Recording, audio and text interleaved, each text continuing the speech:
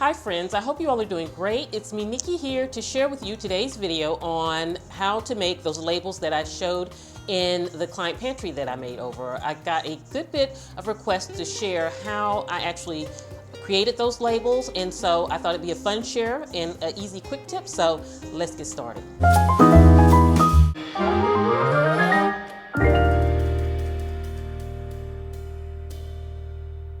Okay friends, I recently shared a pantry of one of my clients that I organized and set up. So I had some canisters in there that I had labeled, and you all wanted to know how I did it and to do a tutorial on it. So that's what the purpose of this video is. So I have one of those canisters, and this can be done on just about anything. I also used the little wood labels that I got from Michael's. You can find these in Michael's, and they're just simple wood. Some are whitewashed like this, which I think is beautiful when you put it on a basket or even a bin. I think it would be nice on just a metal bin or something. But the thing is, you don't want to have to kind of engrave or do anything drastic to try to get your labels on it. And a lot of times with a label machine, it's just that regular font. It's not very pretty. Even if you get a label machine that has beautiful font, it's not always kind of what you need. You know, you want that wow, beautiful factor. And so I'm going to show you how to get that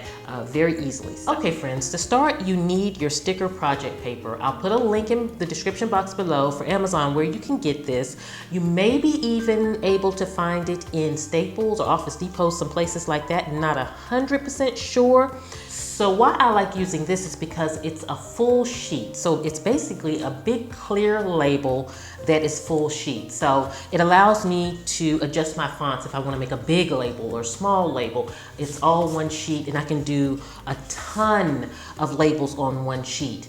The next thing that you want to do is you want to print out what it is that you need on your computer. So I usually use anything from Word or Pages, just whatever you use as your word processor, nothing fancy. You can even go, if you get the Avery, they even have the free templates in design. I don't use those. So many of you have asked, what is that font that I use? Because it's a beautiful font, and it's called Broken Hearted, and it's really pretty. If you can't get that font, then another beautiful one is Snail Roundhand. It's a common font, but it's really beautiful. But I think that Broken Hearted is really, really pretty. It really comes out pretty. So you just simply want to go to your computer and you want to type out everything that you possibly want on your canister. The great thing about what I love about this is that you could put the name of the whatever the, like say, pancake mix on the front, and then you can print out on the back and put the directions for making pancakes on the back. And then that's a beautiful way to kind of organize this in your pantry and have the instructions beautifully labeled on the back. So once you have everything printed, all you do, friends, is cut it out. Now I like to cut as close to the letter as possible because to me, that gives a cleaner look, and you don't kind of have any lines around your canister or your label that's too large. And friends, from that, you just stick it on, and from there, you have a beautiful label. I will say, once you print it, let it sit for about maybe 5 minutes before you use it, 5 or 10 minutes, just to be sure your ink is dry, and because you want to rub it and you don't want to have any smudges or anything like that. But friends, that is it. That is how I do those labels that so many of you have asked about. It's so friendly, so easy to do. You can even do it with your kids and have a pantry project where you all go through and you reorganize your pantry, or also you can get white platters.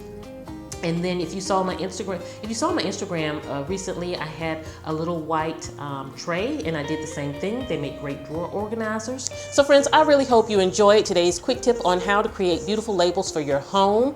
If you have any questions, definitely let me know. Leave me a comment and let me know where you are from. I am so curious to know where all of you are from. So if you just quickly tell me what city, state, country that you live in, I would love it. Just give me joy to read in the comments. Also, if you're not subscribed to my channel, I would love love to have you as a part of the At Home with Nikki family. I also do want to remind you that if you missed my home tour video where I shared that I have written my first home organization book, please check it out.